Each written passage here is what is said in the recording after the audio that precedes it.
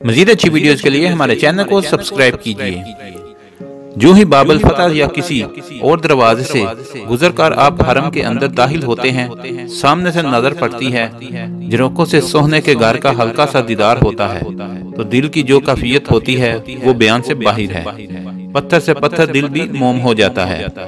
हम आहिस्ता आहिस्ता हजूम से रास्ता बनाते आगे पहुंचते हैं और सारे पर्दे एकदम खत्म हो जाते हैं। ना कोई बंदा रहा, ना कोई बंदा नवाज।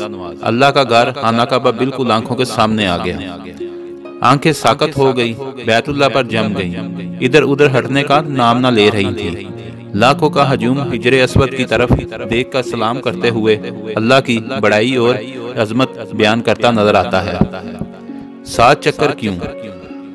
7 जमीन और 7 आसमान, माँ के पेट से जमीन के पेट में आने तक जिंदगी की मंजिलें 7, कुरान की मंजिलें 7, कुरान की क़िरात 7 तरह से है। बरे आज़म 7, हफ्ते में दिन 7, सही के चक्कर 7, जमरात को 7 कंकरियां 7 बार।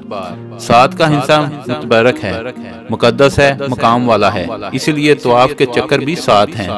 ईदैने की तकबीरें 7 हैं और 7 बरस की उम्र में बच्चों को नमाज पढ़ने की तरगीब दिलाने का हुक्म हुआ है।